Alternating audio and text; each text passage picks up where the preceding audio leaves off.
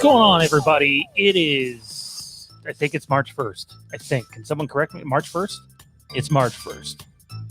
This is Fandom Empire Live. I'm trying to determine how loud I can be because I'm a lot closer in this house to where they are sleeping than I was in the last house.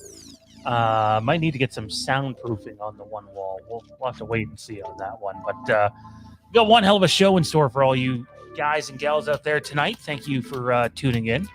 Apologies that there was no stream set up way ahead of time like there has been the last couple of weeks. The studio is only about 90% set up or so, and that was as of about an hour ago. So, and we had no electricity today for most of it, so it was quite literally impossible to set up the stream before we did. But we're talking the Batman tonight. Johnny's going to walk us through some tweet reviews from the movie. The early response is overwhelmingly positive. And then Mike Bish, who we missed last week, by the way. Happy belated birthday, man. Thank you, man. I appreciate it. What are you, like, 20? 29. 29. Yeah. So Tommy, for some reason I thought Tommy was older than you. I thought so too, but I guess not. I mean, we all know Johnny's the oldest one here by about 5 or 6 years. So, Mike's going to give us his review of Texas Chainsaw Massacre and comment on the Stranger Things news that he wasn't a part of last week, and maybe give some insight on what the future of that franchise holds. Because as one series comes to an end, there's rumored spin-offs in the work, and we'll have to wait and see what happens on that front. And then we got some Star Wars to get to at the end of the show, and that'll be a lot of fun because there's a lot percolating out of the galaxy far, far away. But first up, the belated birthday boy. What's going on, man? What'd you do for your birthday? Just hung out with family, and then went to dinner with a friend that night, and then just came home and kind of just chilled out for the rest of the night. Simple, easy birthday. It's hard to like go out and celebrate super hard on a Tuesday, but I've been lucky and very fortunate the past few years to have my birthday fall on a weekend day. So, but it was good. It was good. I enjoyed it, but good to be back this week, man. We got a lot to talk about. Margaritas. I saw you dove into that. How were they? Good. Two jumbo margaritas, man. Had me feeling right. They're a bit too sweet for me. I've tried one, and I don't know. Maybe it just wasn't made right. Our boy in the chat should make me one. Yeah, it all depends. Usually my go-to is a regular lime margarita, frozen, nothing on the rim. Go-to, and then of course tacos and all that mess. How are my audio levels? Are they okay right now? Am I okay? Mm-hmm. It's going to take some time to, reacclimate myself with where everything's supposed to be because everything got screwed up. So, also joining us today, big AEW pay-per-view this weekend, Johnny, that I believe we'll review Tuesday night, a week from today. What's going on with you, man? What's new?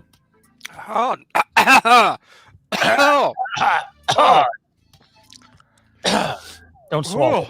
I inhaled some Dorito dust there. Oh.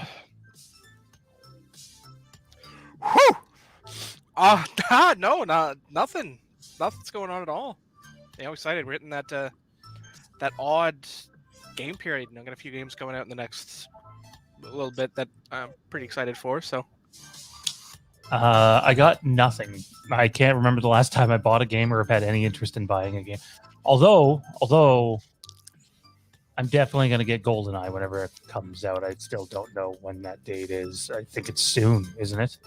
I haven't even heard anything official from anyone official.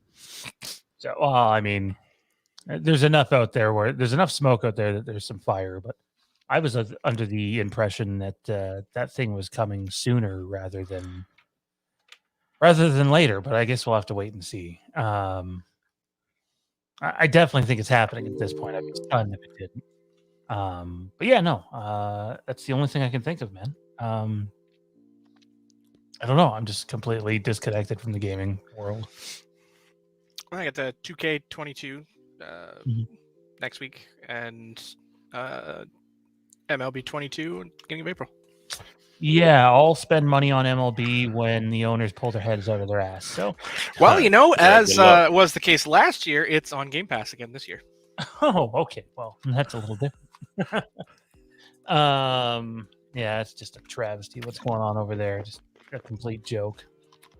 But I mean, I guess the MLB thinks to the NFL and thinks that they'll just be continuously okay if the shit happens. And newsflash, they're not the NFL, and you know, baseball isn't the main sport in America and hasn't been for 25 years. So You're being very generous on that 25-year thing.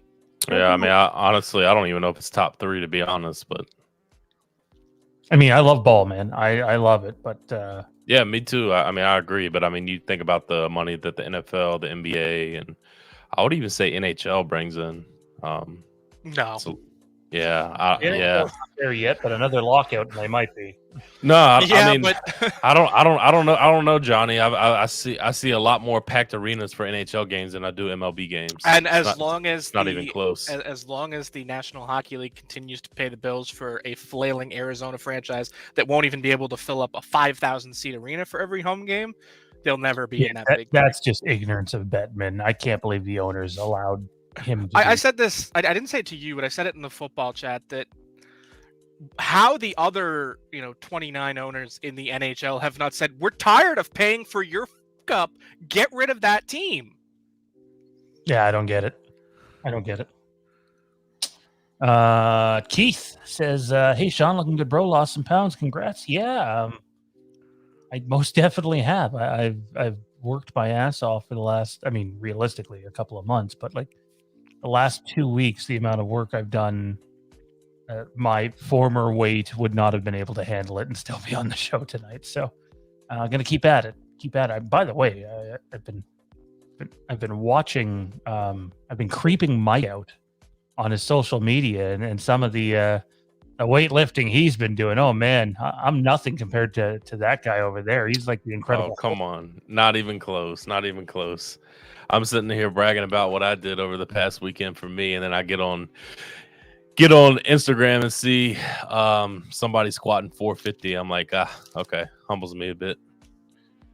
Also joining us, very happy to have Hayden Tommy B with us here tonight. What's going on, man? I'll say the same thing I said pre-show. I'm not that rich. I don't have that much money. Oh. Wouldn't that money- be nice? Money doesn't determine who you look like, pal. Yes, it often does. I was gonna say, I mean, it can. It can determine how you look at times too. So, Well, yes, but not who you look like. I think it can. I just want to say this right off the top. We aren't gonna dive into it here. I wasn't sure I was gonna announce this today, but I'm going to, and I'll get to that in a second. But we're not going to dive into talk on this. We're not going to flood the chat with it. This isn't what Fandom Empire is for.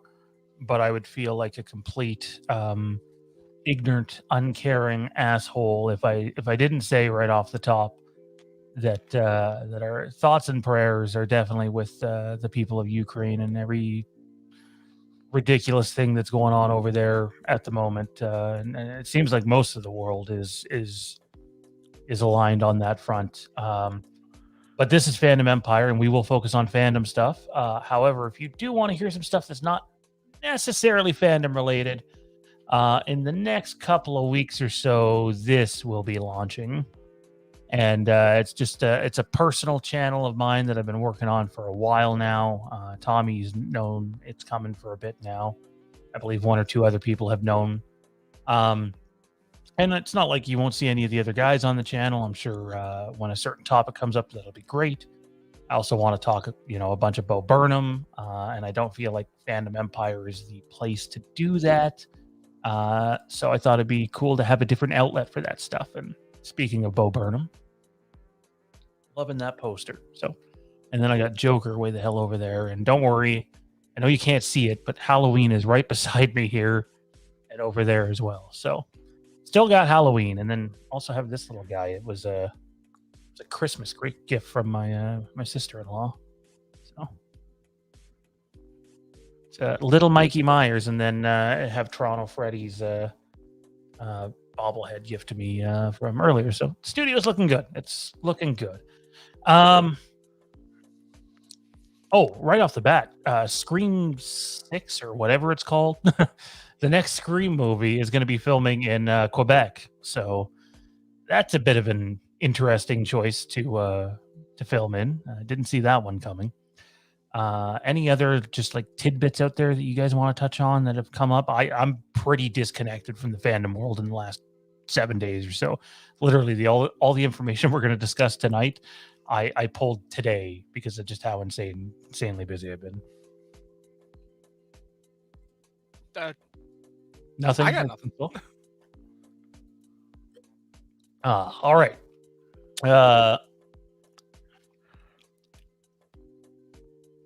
Jay Ryan says, figured I'd stop by for a second. Only a second. Just let it play through to the end and don't pay attention then. I mean, that's what helps us get views. By the way, if you haven't yet, click the like button, hit subscribe. And if you want to support us on Patreon, you can do so. Patreon.com/Fandom Empire. Jay says, figured I'd stop in for a second. No need to ever thank me for being there for you, man. A friend is a friend. You're an awesome dude. I always got your back. Much love and respect. You're my John. I'm not sure I understand the... It's a Philly thing. Is it? Yeah. Oh, okay. Yeah, you wouldn't understand that. Someone want to fill me in? Nah. I was very confused. I'd say Urban Dictionary. I was very confused because there is one of our followers who goes by John on Twitter, and I was very confused for a moment. Keith says, did you see the Leaving Haddonfield sign? That could be a spoiler. It could be. You never know. We're going to talk Halloween Ends. It's not the first topic we have tonight. We're going to start with the Batman, but I will say we're going to venture into some light spoiler territory with Halloween Ends tonight. And then if you want the the full details, we have a Patreon stream this, not Sunday, but Monday. A little busy Sunday. So be on the lookout for that. Fellas, let's dive into this then. If there's no tidbits from anything else, we are going to start with The Batman. Matt Reeves' The Batman. Reviews have come in, and I gotta say, I thought they would be positive because there was a lot of hype behind the movie, but I wasn't prepared for the level of hype that has come out of the reviews, and it really is something else. Johnny has volunteered to read us some of the tweets from the reviews from the press screenings. And Johnny, I will let you take it away, my man. All right, we're going to burn through these. We're going to read them, and then we'll comment on them at the end. We're going to start with Eric Davis at Eric Davis. I've seen The Batman, and it is a ferocious detective drama punctuated by moments of incredibly visceral action. Matt Reeves' direction is dark, deep, intense, and flooded with instantly iconic imagery. A live-action Batman movie unlike any we've seen. Brilliant and badass. Big recommend. Scott Manzel at Scott D. Manzel's Batman is unlike any other Batman film before it. The plot is grounded in reality, even more so than Nolan's Dark Knight trilogy. The Batman is more of a detective story rather than a superhero film. The cast is very good, with Colin Farrell and Paul Dano being the film's MVPs.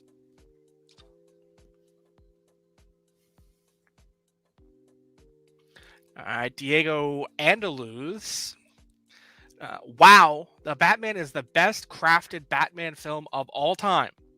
Robert Pattinson is perfect for the role, and Matt Reeves' direction shines, with all departments firing on all cylinders. A masterful technical achievement that becomes one of the greatest comic book movies of all time. Umberto Gonzalez says, Matt Reeves' The Batman finally gives us the most comic accurate portrayal of the Dark Knight detective in film. The movie to me is an homage to great Batman writers like Denny O'Neil, Frank Miller, and Jeff Loeb. Pattinson did the homework and delivered. Stephen Weintraub absolutely loved Matt Reeves' The Batman. Reeves has crafted an amazing film that happens to star Batman. The filmmaking on display from all departments is brilliant. Greg Fraser, cinematographer, and Michael Giacchino's score, plus James Chinlin's production design, is superb. Jen Anderson says, The Batman is a ridiculous, bold, brilliant event, absolutely jam-packed with style and a surprising sense of humor. It's not like anything else in this space, and that has only made me love it more. With each passing moment, I'm obsessed. Dorian Parks, at Dorian Parks and Rec, I love that name. I've seen The Batman, and it is incredible. I had high expectations going into the film, and they were surpassed in every way possible. This is the Batman movie I've been waiting for. It's nearly 3 hours, and I would have happily watched a 6-hour cut of this story.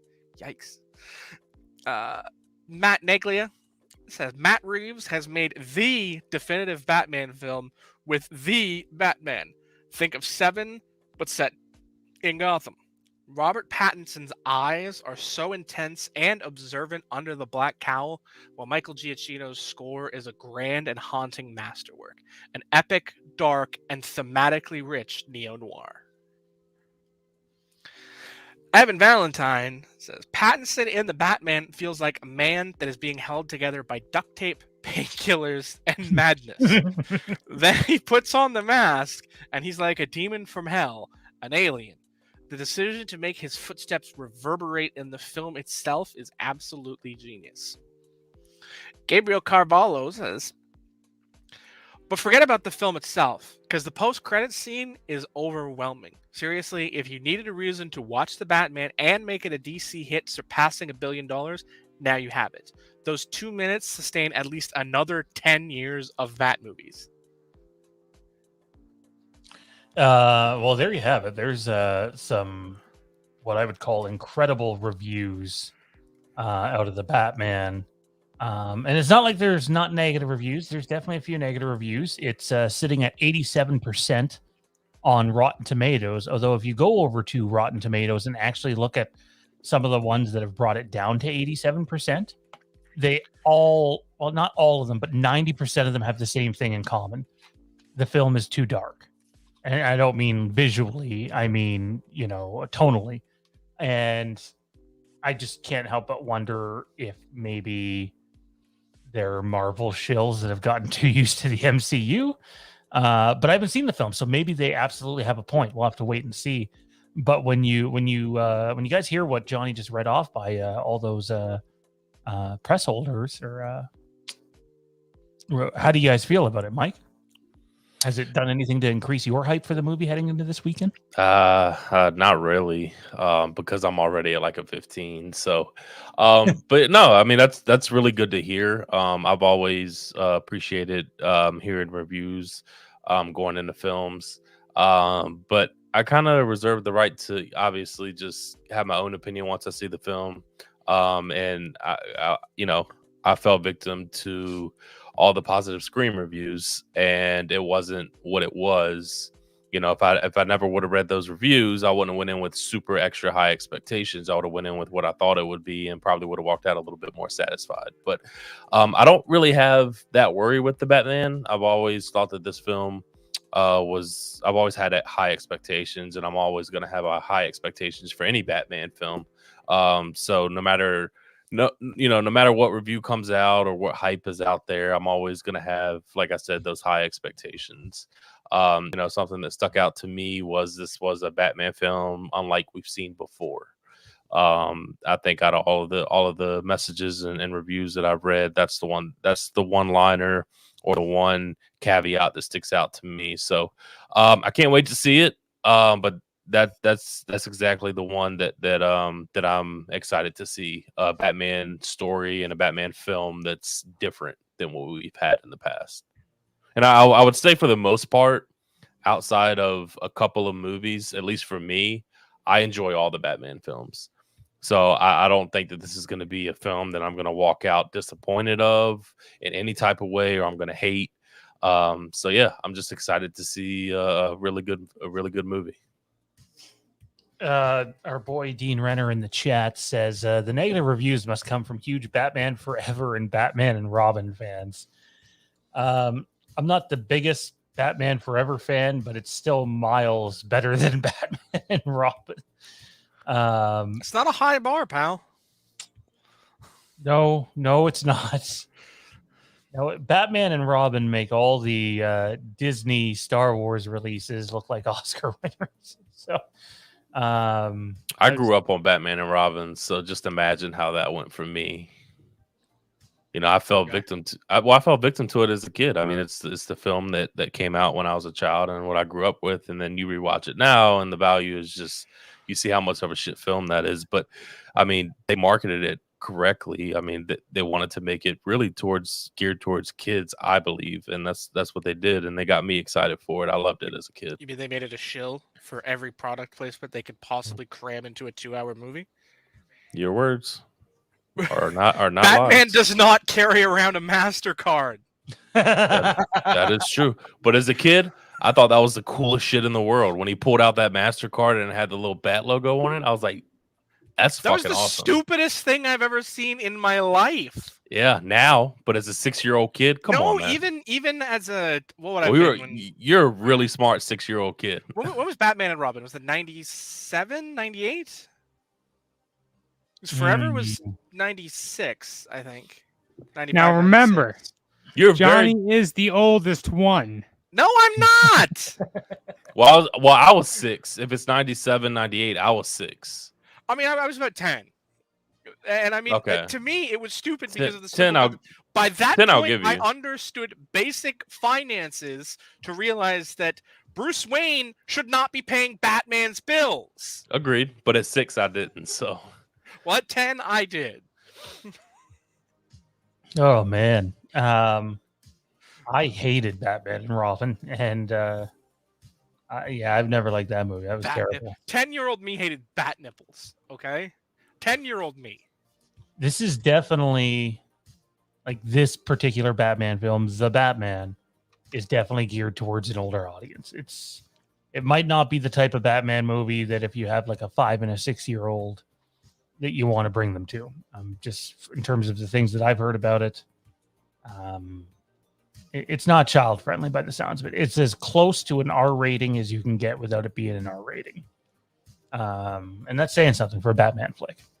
Tommy B, I know this wasn't high on your list, my man. I know we talked earlier. You sounded like you might consider seeing this thing. You've now had a chance to dive into some of the reviews. Where do you stand? I really don't want to go now. No, fuck no. Yeah, look, it's not often you hear a film being released and it's getting this much.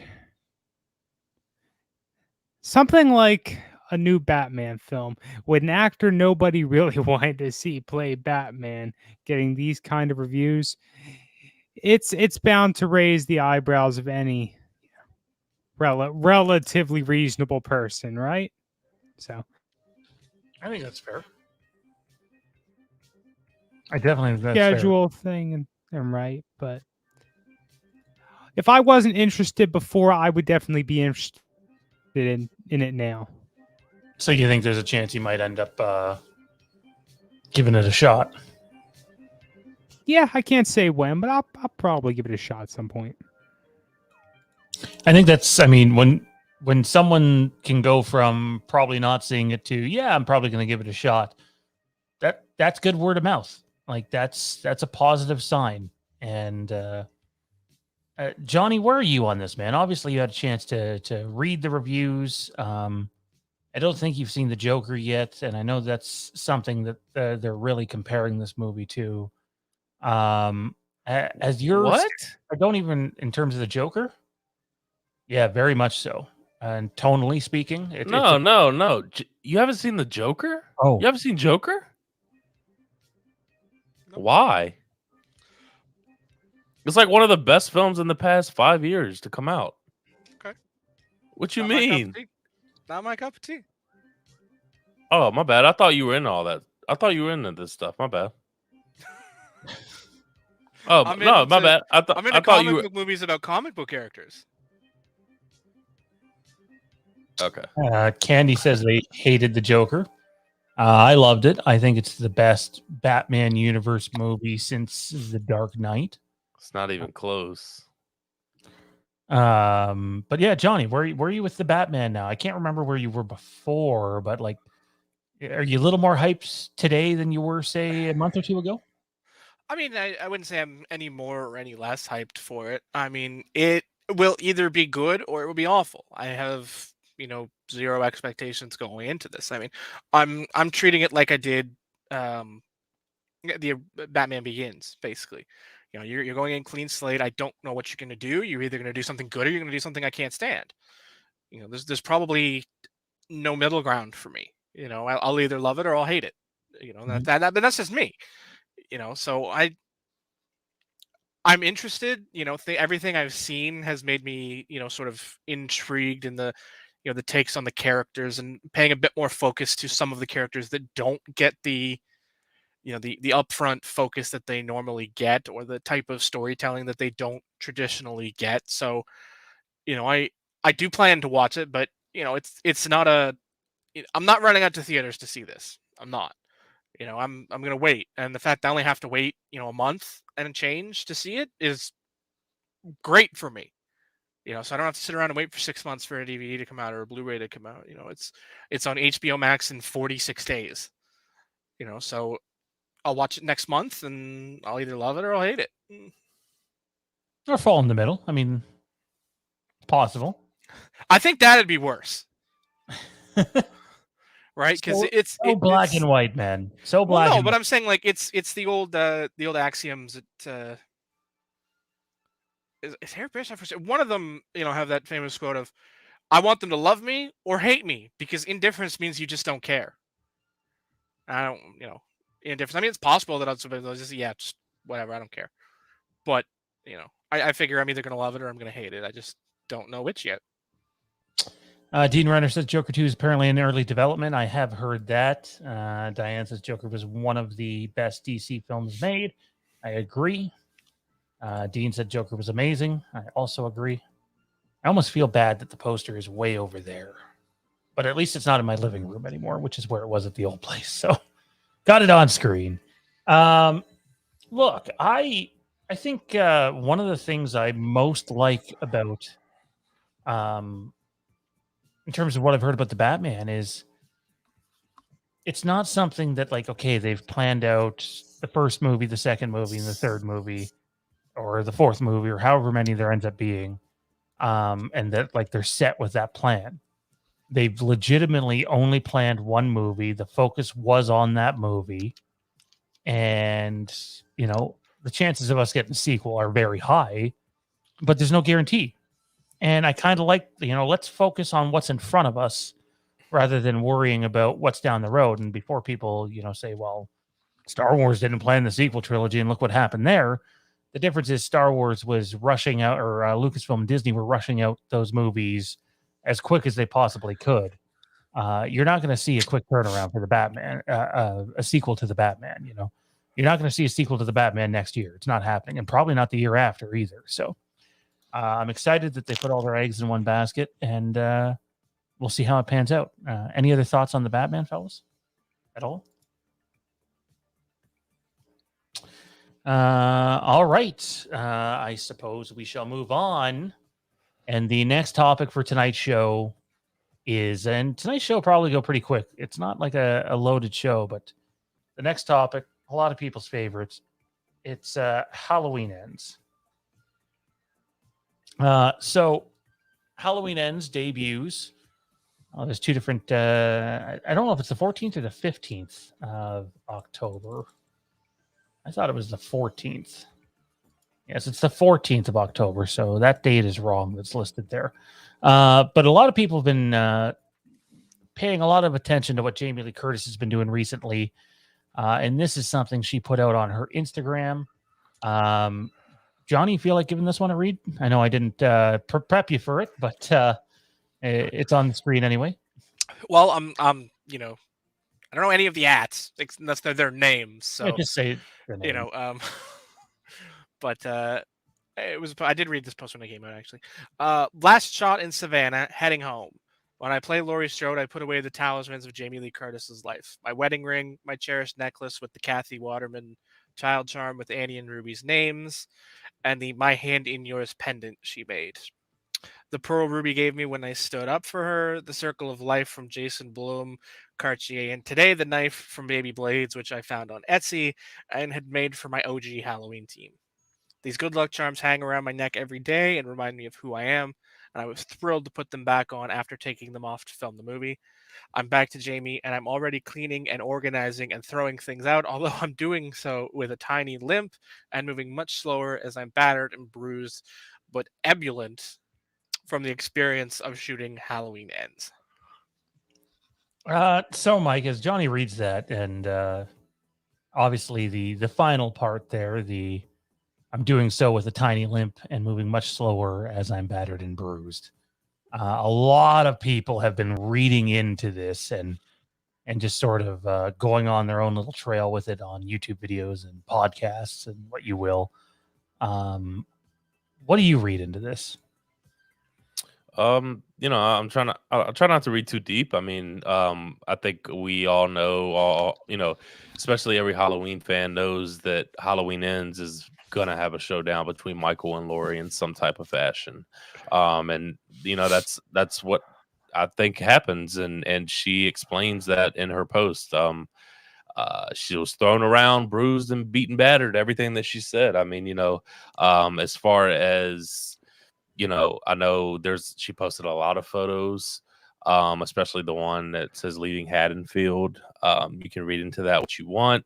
But for me, I read into that as, I think she is done as Laurie Strode for good. I think this is her last time. And, we can sit here and argue about, did they carry the storyline on too long? Whatever. The thing is, for me, I think based off of her post, this will be her final time playing Laurie Strode, and her fate is yet to be seen in Halloween Ends. But I do definitely think we're going to get a hell of a showdown in this film between her and Michael Myers. Yeah, I've seen some people going in that direction and even further, and I'll touch on that in a second. But Tommy B, what comes to your mind when you read this? Do you instantly jump into she might have been a little worse for wear on set due to some of the physical scenes, or are you like Mike and just not reading too far into it? I wouldn't read too far into it. I mean, so much of this shit can be deflected. It could just be the words that she wants to put out there. It is what it is. At the end of the day, maybe more will be learned. More than likely, maybe not. What you were just saying, Mike, about maybe this is her last time as playing. I probably would also go in and argue, yeah, I think this will be the final time. Although it kind of makes you wonder, shouldn't they be making a little more of a big deal about it? But maybe they'll save that for the actual movie.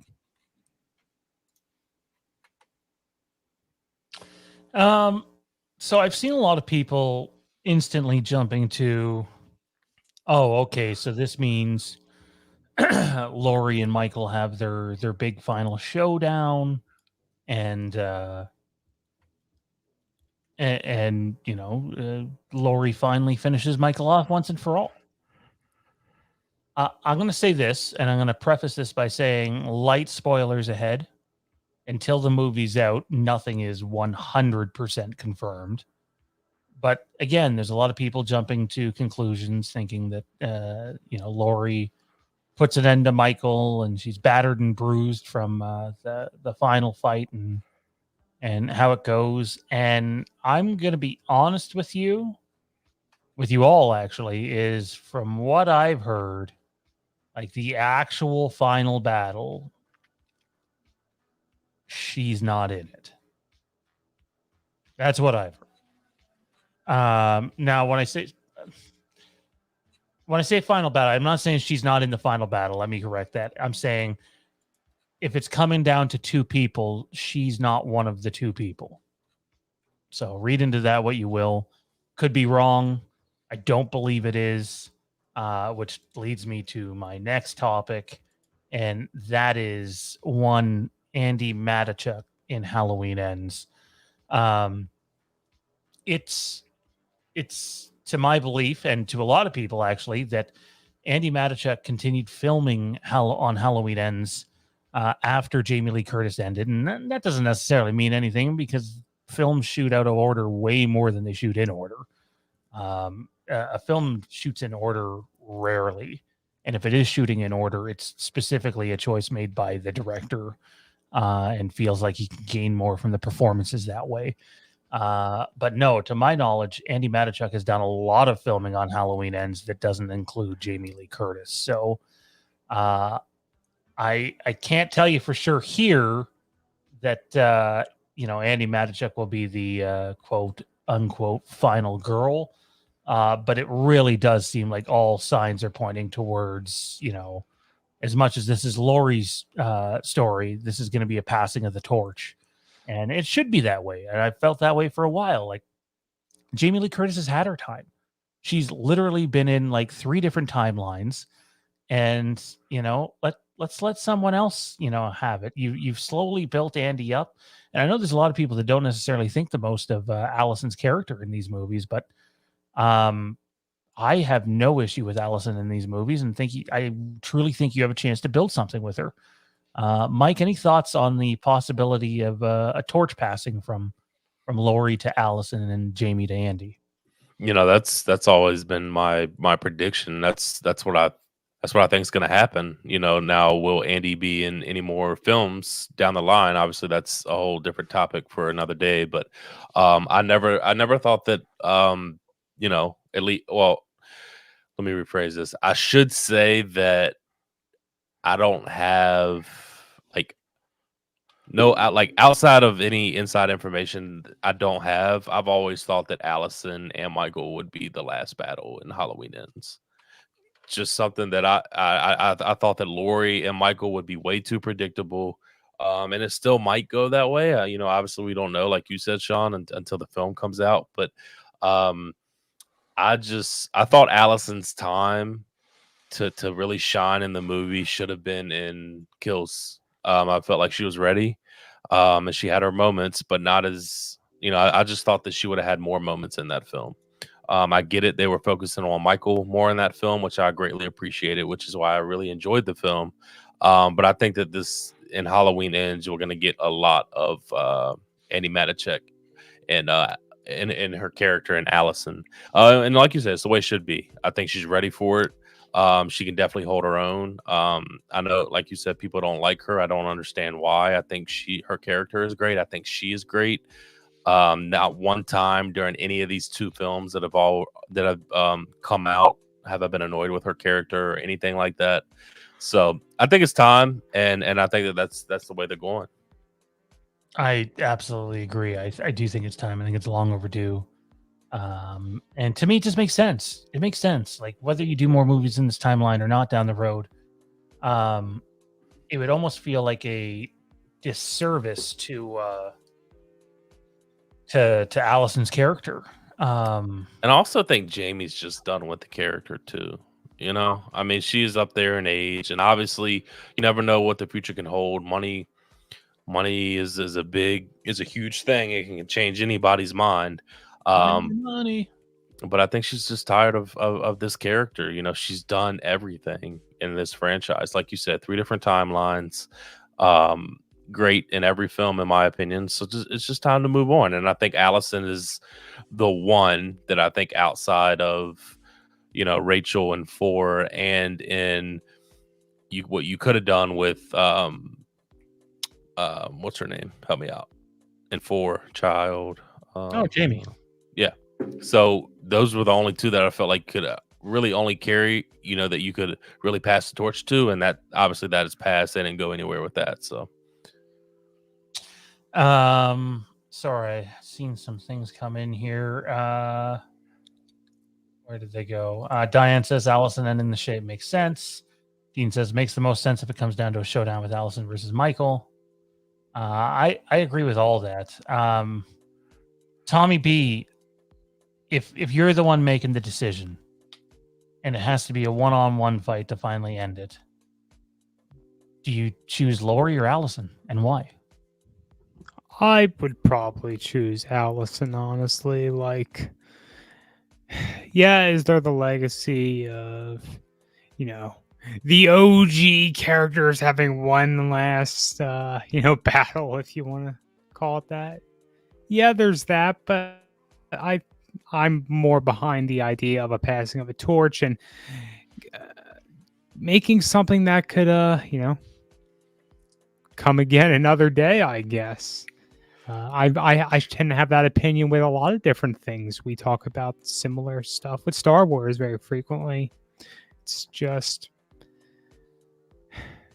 you can live in your nostalgia and your South Park member berries all you friggin' want. But at the end of the day, you're only going to get so much. You can't just live in the past. Or if you want new content, if you want new stories, you got to look forward to what could be made new, future possibilities. If it comes down to Lori killing Michael again, to me, it's just going to be like, how many times are you going to go back to the same well? Halloween H2O, to some extent, Halloween 2. Like, do we need to see this story play out this way again? My answer would be no, and I think it would do disservice to the whole trilogy if Allison ends up on the sideline and Laurie ends up being the one to end him. I don't agree with that at all. Maybe they do it in a way where I'm like, oh no, totally, that was cool. I like the way that played out. But I mean, if you think about it, I mean, obviously it's called Halloween Ends, and I think everybody has the suspicion of they're going to try to. Michael is either going to die or the option is going to be open to where he's obviously possibly still alive. But what if Halloween Ends means this is the end for Jamie Lee Curtis and Laurie Strode? What if Michael kills her and the movie ends of him just walking away or knowing that he's alive? I mean, it can go so many ways. I mean, obviously Michael's the main attraction for Halloween, but they market this a lot around Jamie Lee Curtis too. You could say she's just as big. So it could be Halloween Ends means it's the end for Jamie Lee Curtis and Laurie Strode. So. Well, I mean, if you want more on a topic that's very, very similar to that, I strongly encourage you to head on over to Patreon, patreon.com/Fandom Empire. The link is at the bottom. And we are going to talk about one of the endings for Halloween Ends on our next stream. And that should be next Monday night. So be on the lookout for that. Johnny, how about you, man? At this point, are you Team Laurie or Team Allison? And does anyone feel like if they go with Laurie again, that it's just the same thing over and over again? I'm honestly on team who gives a shit. Well, then. Because to me, it's not about an individual. It's as much as anything, it's about the story. I'm not so personally invested that, if one character dies, I'm done. I can't watch this. This is garbage. And I know a lot of people feel that way about, both camps.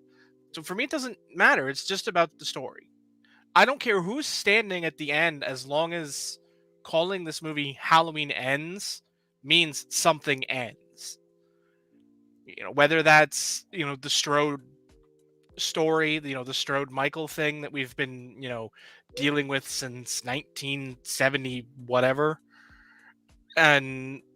Or if it's, Michael's end or whatever, something needs to end and it needs to be good. And who walks away isn't as important to me as how we get there. I want the story to be compelling. I want the stakes to mean something. I mean, that's what I want. I don't care if it's Laurie facing down Michael at the end or if it's Allison facing down Michael at the end. I don't care because I know that they're going to have their moment. And whether Laurie makes it to the end or not, this story is still going to be about her. Yes, you can anoint Allison as the princess, as the next Scream Queen, but she's not that yet. And even if she is the last girl standing, this is still about Laurie. You know, you're gonna go out of this film, you know, talking about Laura. Oh man, I can't believe they killed Laurie. I can't believe Laurie ended like that. You know, like, so it's not as relevant to me as the story that gets us there. You know, like if we have God forbid, if we have a Halloween Resurrection opening where you kill Laurie in 30 seconds and spend the rest of the movie going, what the f- is going on? You know, it's gonna suck. Whereas if you tell a compelling story that leads to, you know, Laurie's death, most likely at the hands of Michael, then, you know, I'm perfectly content with that. You know, it's the story. I'm in these for the stories, not the characters. You know, like that's how I take in, you know, horror movies and slasher movies, and that's what these are. You know, they're not character dramas. You know, they're slasher films, and I care about the stories and how we get there. That's what I'm all about. Yeah, I can see that. I mean, I mean, the journey is important. You can have the best ending you want, but if the journey there sucks, you're not going to be invested in the ending. So, I am with you on that one for sure. Matt says, I honestly think they should end it where Michael disappears like he did in the original. I don't even want to comment on this. I'm just gonna nod my head and say, cool. With absolute no disrespect intended. I just can't dive into that at the moment. So, but you're barking up the right tree, I think. There was a Beetlejuice question here. David Rain says, hey, any thoughts on Beetlejuice 2? Looks like it's actually going to happen. Fellas? Yeah, it actually does look like it's going to happen this time. Brad Pitt's production company is now running this, and Michael Keaton and Winona Ryder are both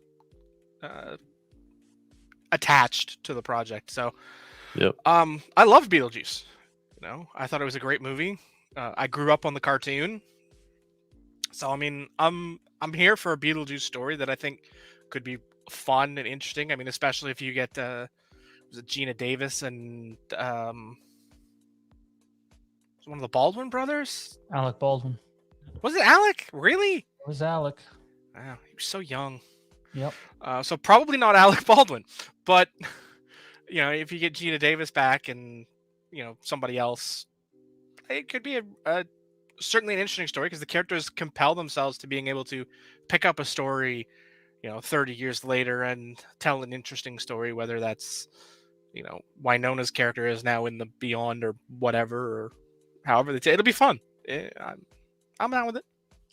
I wouldn't rule out Baldwin, but I think his stuff isn't necessarily about a paycheck, and it's more about, you know, creativity. And obviously, there's the controversy of what. I was gonna say, I think at this point, it's, you know, that would keep them out of a depends project how far like away this. it is, right? Like, you know, if they don't roll cameras for another year, then I would say it's not off the table. But I wouldn't suspect that he'd be anything more than a glorified cameo, if I'm being honest. So, anybody else have any thoughts on Beetlejuice?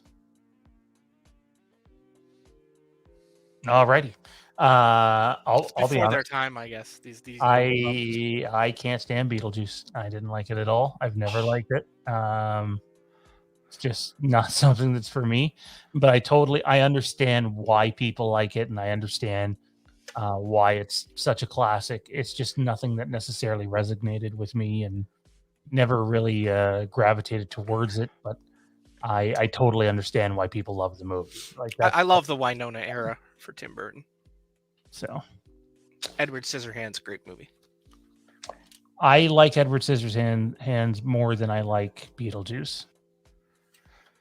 But I'm also a big Johnny Depp fan, so yes, even still, if anybody's wondering. Because I'm not all knowing, and none of us really know what the hell went on with that nonsense that he's involved in at the moment. I lost my train of thought. Where were we before the Beetlejuice stuff?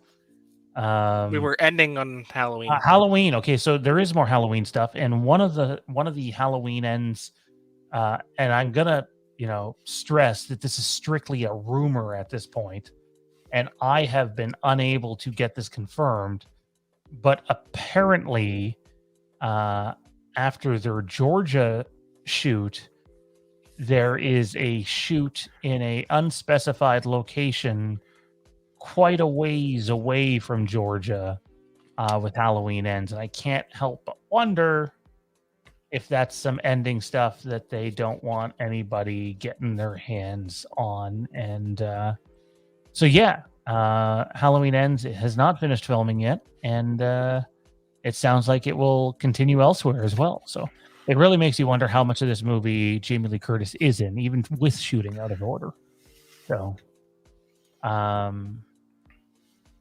yeah, so be on the lookout for that. And then the other one, I just wanted to float this one out there because I've gotten this question a few times, and I'd love to hear what you guys have to think. Is it's heavily rumored that we're going to get a Halloween trilogy 3-pack, the Blumhouse trilogy, sometime in the year 2023.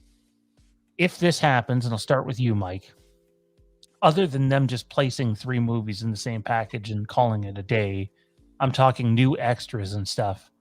What would they have to do to get you to buy this on 4K in terms of new extras and stuff? I'm a big person of I like behind the scenes stuff. So just any type of behind the scenes on set. So anything like that I really enjoy. So honestly, they're not, for me personally, they're not gonna have to do too much because I enjoyed the first 2 films a lot. So I mean, it'll be something added to my collection. But as far as extras and things like that, just some really good behind the scenes content. I mean, obviously we didn't get shit for 18. Kills was a little better. I was expecting to see a little bit more for Kills, but it's not too bad. But stuff like that. I'm not too picky, to be honest. Just as long as it's not like super crazy expensive. Like if it's like $80, I don't know about all that, but for me, it's, give us some more, in-depth making of stuff, and release the alternate endings. And you're not going to need to do much to get the diehards to buy this thing. Some are going to buy it regardless if there's any new extras or not, just for the sake of having a trilogy 3-pack. But if I had to choose something to be in there, it would be, a more in-depth making of. Say what you would want about the zombie films, but Zombie's first movie had a really extensive making of with it that is actually really fun to watch. And I don't think you will see something like that, but just, up the extra features, don't just, give a couple of small things and put them in a pack and call it a day. Put some effort into your physical media release. Anyone else have any thoughts on this? I mean, I think, we're a lot more hampered right now than we would typically be because, obviously we're filming in a time where a lot of that, backstagey stuff, behind the scenes stuff that we'd be getting just isn't a concern. It's not, having extra cameras on set to film behind the scenes stuff is unnecessary people on set that just don't need to be there. And right now that's obviously a much greater concern than it was, filming 2018. So I don't, I think I don't think we're going to get any of the big things that, people kind of hope for. I don't think we're going to get any big documentaries, behind the scenes type stuff.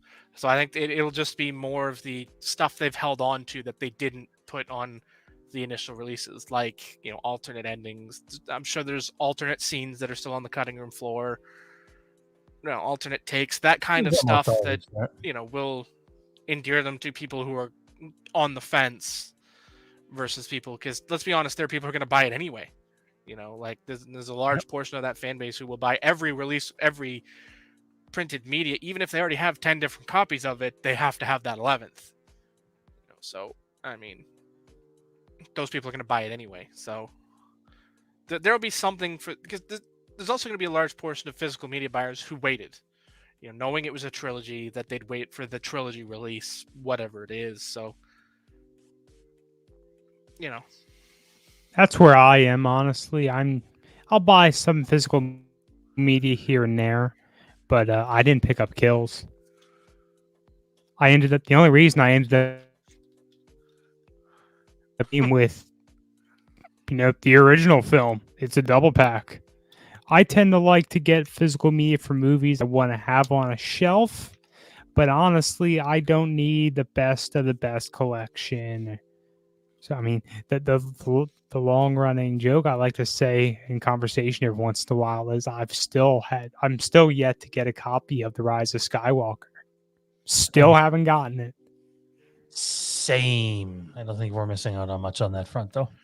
Nope. Our boy Dean Runner says, I need a documentary or decent featurettes all about the trilogy. We need the unseen ending for 2018.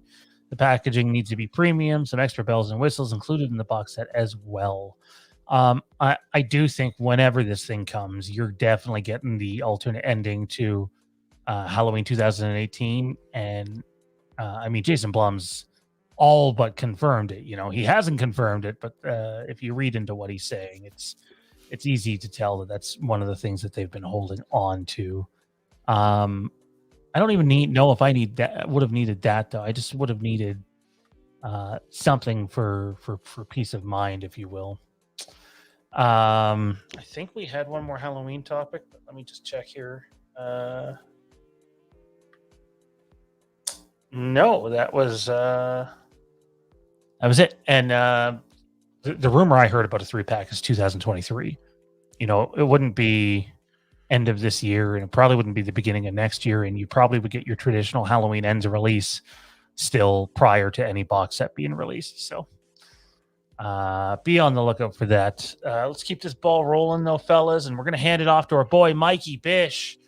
Haven't had a chance to hear what he thought of the new Texas Chainsaw Massacre movie. So, Mike, take it away, man. So I guess my expectations for this were pretty low. Obviously, I'm not a big fan of this franchise. There's only a couple of films in the franchise that I enjoy. And I think on Letterboxd, I gave it out of 5 stars. I gave it a 1. Yeah, I thought the storyline was pretty bad. And the only reason it got a 1 was because of the kills. I thought the kills were brutal. They were phenomenal, and I thought that I really enjoyed Halloween because it just focused, or Halloween Kills because of the kills. But watching this, the kills were great in this, so I guess it made me appreciate Halloween Kills a little bit more. Maybe I liked it a little bit more than just the kills, because it's definitely not a 1 in my book. And I don't know if it was just the lack of storyline in this film, or just because I haven't been the biggest fan of this franchise.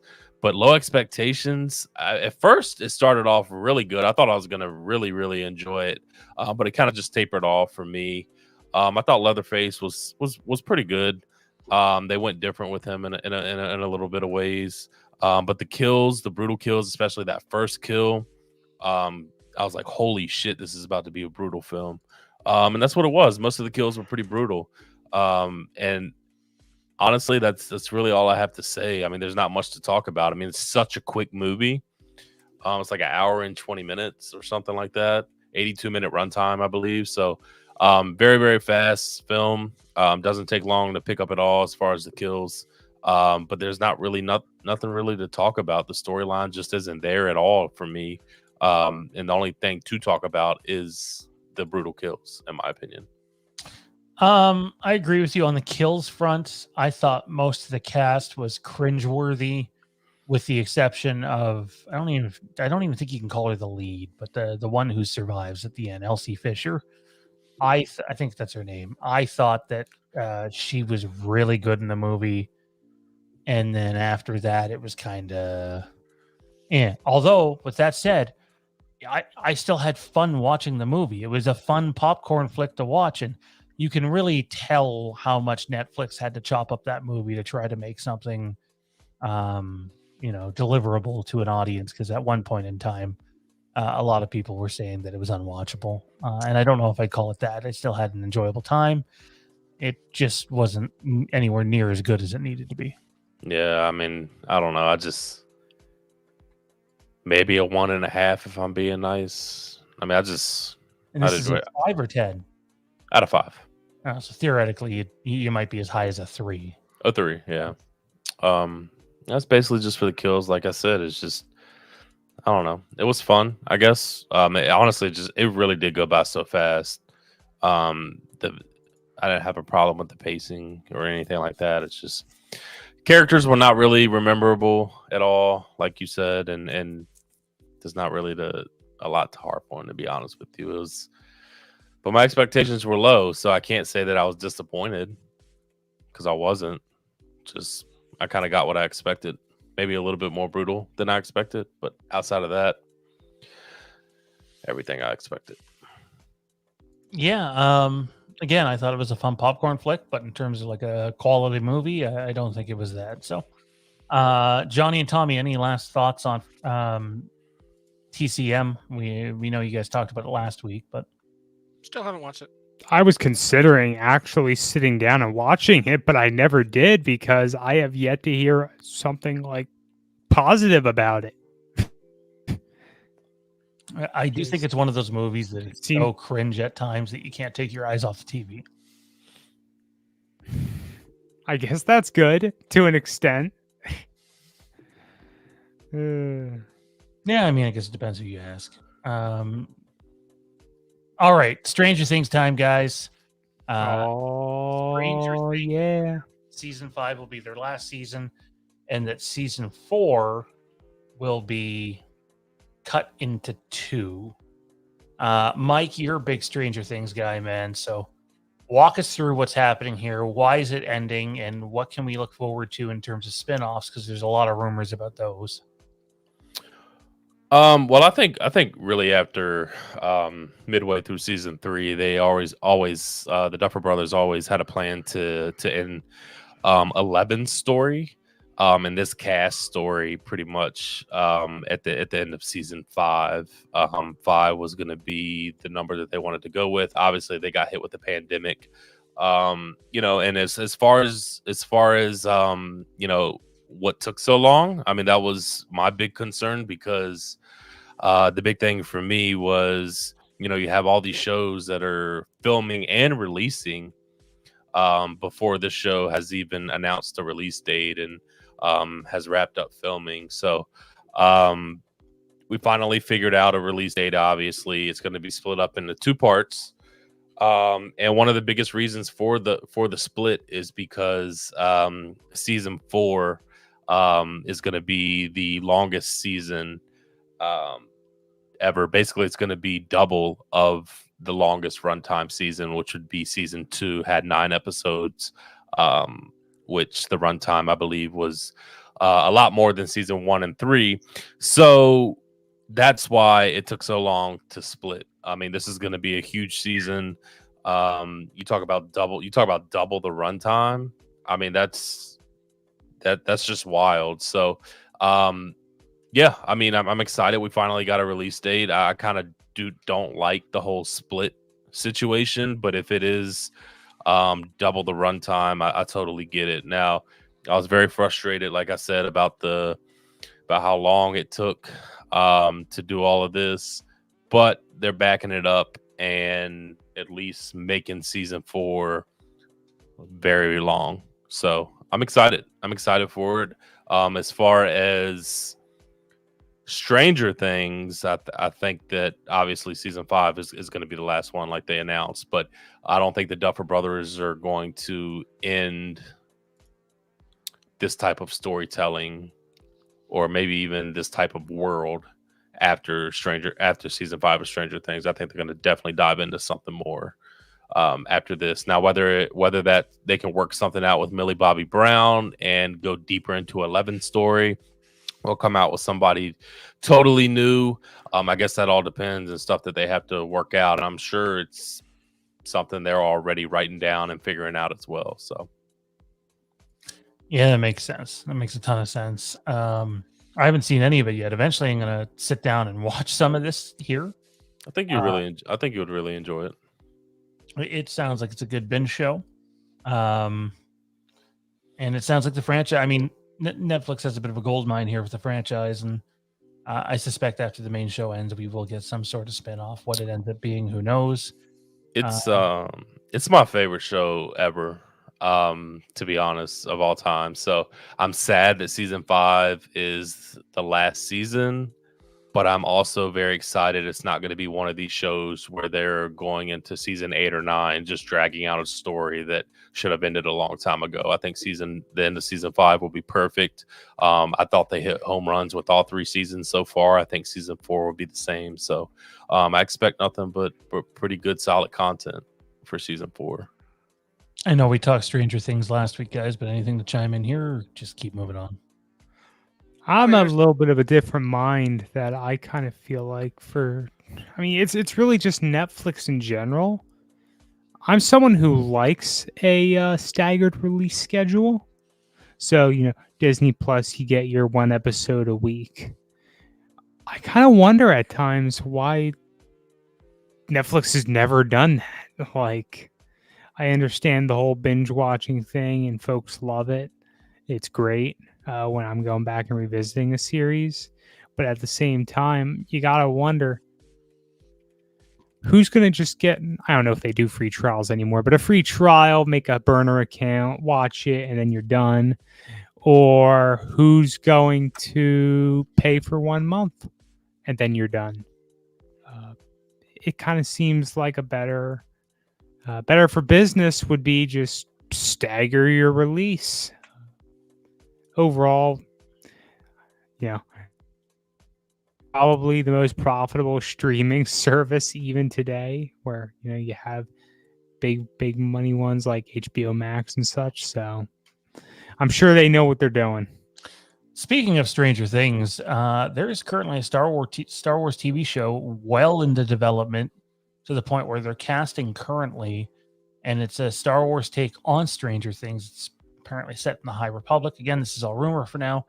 Apparently set in the High Republic, and that certain characters and factions will be noticeable in the movie. So or pardon me, not the movie, the TV series.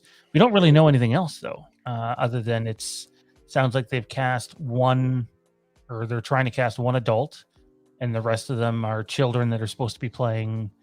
I believe they're 11-year-olds, but realistically, you're probably going to be casting 13 or 14-year-olds to play the 11-year-old. So I have an open mind. I'm looking forward to it.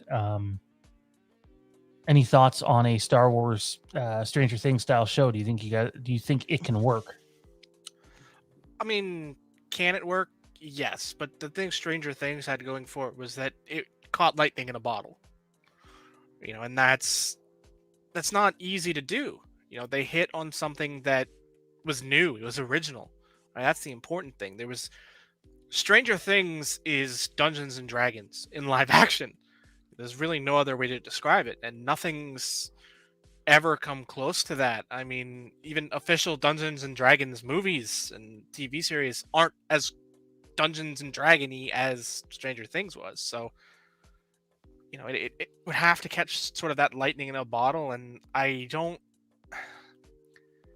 think you can in Star Wars like that. It'll be interesting, like, starting a story and telling it from children up. It'll be interesting, but it won't be Stranger Things. Like, you can try and copy that, but it'll be a copy. Man, that first season of Stranger Things, it was phenomenal. It just blew up, and I don't know. I want to say it was probably one of the first shows that really reignited like the 80s, that really got all that phenomenon restarted again. I don't know. It's just going to be hard to duplicate that. But Star Wars has a big following, so who knows how that can go, or how that's going to pan out. I'll definitely leave that in the hands of y'all and y'all's opinion on that. But I kind of agree with Johnny. I mean, it was something original, something we haven't seen before. And if I can go back and watch any show for the first time, that first season of Stranger Things is probably number one with the first time of seeing Sons of Anarchy. So, yeah, I mean, we'll see how that goes. But, I guess defer to y'all as a Star Wars fans. Mike, so does that mean that you are season 2? I know there's a split at times over that. Some folks Say that again. Are you season 1 over season 2? Is that your 100%, yeah. Now okay. I mean season 3 was pretty damn good. Like I would give season 1 the edge because of that first time watching it and making me fall in love with the show. But season 3 was pretty fucking phenomenal. They did a really good job with that. It's close for me. I don't think they're trying to copy it. I think that they're just inspired by it, and we'll have to wait and see how it turns out. But it's definitely not at the top of my excitement list. As we get ready to close out the show here with a little bit of Star Wars talk, we'll let Mike go now since he's not a big Star Wars guy. Dude, appreciate you doing this slightly abbreviated show, man. Where can everybody find you at? What do you got going on? Yeah, I don't have a whole lot going on. My life's kind of boring right now, so. But you can follow me at Michael Bish _ on Twitter and at mbish _ on Instagram. Awesome, man. Thanks for doing this. And once again, happy belated birthday, my man. Thanks, man. Y'all have a good show.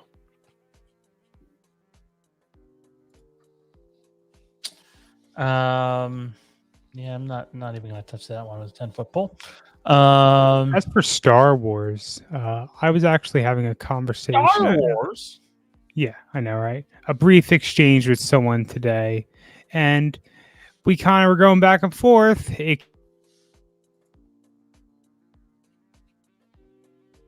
only really survives because of nostalgia.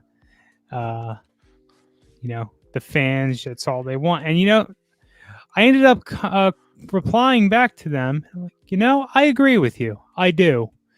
With a few exceptions. Most notable, The Mandalorian. I think The Mandalorian is best example of the show that was a little bit different, did things a little bit different. Of course, no small thanks to Baby Yoda, Grogu, that made that blow up even more. Star Wars is definitely one of those things that folks go back to because they grew up with it, or it's nostalgia, so on and so forth. I would be interested in seeing how a Star Wars series ended up looking that followed, a group of youth, whatever the context would be, set during the High Republic era. And that's a big opportunity to do something completely different and breathe a little more new life into the franchise. Yeah, I mean, I think Star Wars going a different direction, at least with some of their material, would be a good thing, because you can't keep, like we were talking about Halloween Ends, you can't keep going back to the same well. Like, it gets old. Try something new. But speaking about Star Wars, it sounds like a Obi-Wan Kenobi trailer or teaser. My guess is the teaser is imminent. Apparently, it's been reviewed at places, according to Making Star Wars and other people. I got to be honest. I don't know if imminent is the word I would use. A lot of people think it's dropping sometime this week or at the latest next week. And I could see this thing going till the end of March before we get anything, because we'd still be 2 months away from the first episode at that point. Any thoughts on when we might see the first teaser to Kenobi? And do you think they should, like, Star Wars has a marketing problem. They've had a marketing problem for a long time now. I don't want to see a teaser that just shows Obi-Wan on Tatooine. You've already established that you're not staying on Tatooine. Officially, you have done that. You've gone out and said it, and then you've released the concept art as well. So, in my opinion, when you do a teaser, it should not be limited to just Tatooine. Your teaser should be something that goes bang and blows up the internet and really engages audiences again. But, fellas, thoughts on what they should do with the trailer and when you think we might get it? Start with Johnny.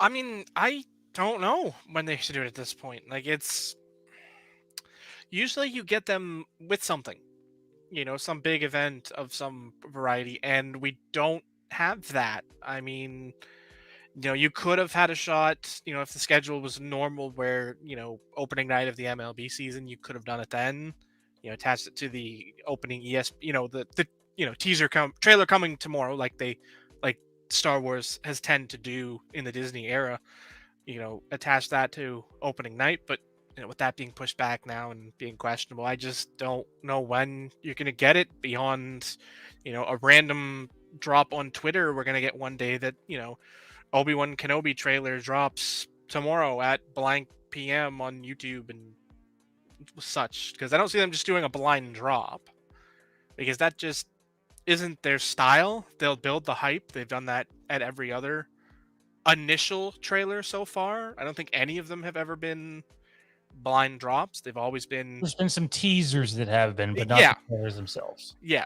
So I think we might get a teaser and then, the trailer drop tomorrow on YouTube at 8 p.m. or whatever time they deign. But it has to be soon. I mean, this thing comes out in, A little over 2 months.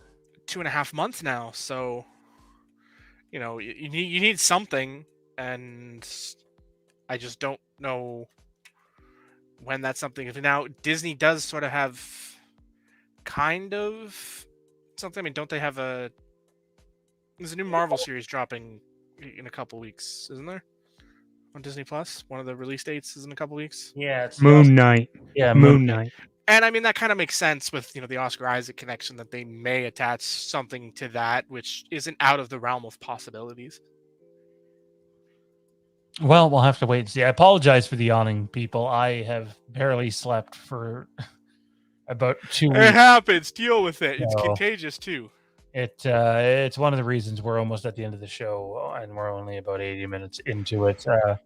My guess is by next week or the week after, we'll be back at your traditional 2-hour shows, and I'll have a lot more energy left in the tank, but I just don't at the moment. Also, there's been some people wondering how heavily involved Hayden Christensen is in Kenobi. We know there's 3 different people bringing Darth Vader to life, possibly 4. But it would seem that he's going to be heavily involved. You're going to see him in the suit. You're going to see him in the tank. And now all signs are pointing towards them doing Clone Wars live action flashbacks as Obi-Wan's PTSD that he's going through.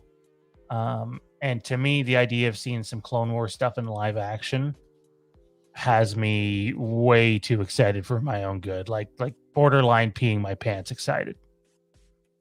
Any thoughts on Clone Wars live action flashbacks? And if you guys would do that if you were the ones in charge? I mean, I think Honestly, I'm a little concerned about that because the Clone Wars is, by the fan base, it's something that's celebrated, the series that is. It's almost like, are they going to change something significant? And I wouldn't think it would go that far personally, but it raises your eyebrows a little bit. Like, you waited until now to do something live action with the Clone Wars? It's questionable. It's questionable. But yeah, I got mixed feelings, obviously, about the whole thing. Do I think that an Obi-Wan series, showing remaining trauma from everything he went through, would be potentially a good context for this? Yes. But could it also be misused and go kill that part, if not the whole episode? Yes. So, I got mixed feelings about it. Johnny, do you think they owe it to maybe that's a poor way of putting it, but in my opinion, there's no way that a teaser needs to just stay on Tatooine when they've already showed us that it's not staying on Tatooine. Would you be disappointed if that's all we got was just some Tatooine Kenobi and they don't touch on anything else? I mean, I wouldn't be surprised to see just a Tatooine Kenobi. However, I definitely think that the trailer will in some way include Darth Vader, whether that's right at the very end, him sort of walking out of a tunnel or something, out of the shadows into the light, and you hear those familiar tones of James Earl Jones with Vader himself talking. I think I'd be fine with that. I mean, I think that, it counts as off Tatooine because there's no way Darth Vader's stepping on that sand trap ever again. I mean, geez, he'll get sand in one of his gears. That's no good. That's how you kill a man. But You know what I'm curious about? How many years after the Clone Wars is that scene at the very end of the Clone Wars, that is, where Vader finds Ahsoka's lightsaber? I would assume it's a long time because they've switched from clones to Imperial Stormtroopers, and even that was a few years after Revenge of the Sith when that happened. So my guess is it's probably around the same time as Kenobi, somewhere in the middle. It would be interesting if that. I don't think it would happen, but if you don't think what would happen, you kind of broke out in the middle of that sentence. oh, I don't think they would actually just go ahead and redo that whole scene, But it would be something interesting. I don't know why that just sparked from what you were just saying, Johnny, but that's something I would just fangasm over, That was a freaking fantastic way to close the series. Yeah. You disagree? Yeah, no, I was dealing with some. Yeah, I was literally just loading up to do exactly the same thing. Yeah, I was dealing with some tools, and I don't mean screwdrivers or wrenches. So, anyways, that is going to do it for tonight's show. Thank you for everybody for tuning in. Apologies for the shortness. I'm fucking exhausted. So, be on the lookout for some Patreon content later this week, and again on Monday, patreon.com/Fandom Empire to support the channel. Tommy B, where can everybody find you at, my man? Everyone can find me Twitter and Instagram at TommyB1650. How about you, Johnny B? What's going on in your neck of the woods? Oh man, you find me here, there, and everywhere. Bros Before Bros, the Inside Handoff Football Podcast. I'm hoping I can finish filming the first season of my NCAA project in the next couple of weeks, and like I said, we've got WWE 2K dropping next week, so I'm definitely gonna be streaming some GM mode on that. So Good stuff. Good stuff. And yeah, check us out on Twitter at Fandom Empire Now. Same with on Instagram. And then again, patreon.com/Fandom Empire. Join today because that is the way for Kieran, who couldn't make it today, Mikey Bish, Johnny, Tommy B, and everybody else here at Fandom Empire. Have a great fucking week, and we'll see you next week or sooner. The Batman. Go see it. Sounds like it's going to be incredible. Good night, everybody.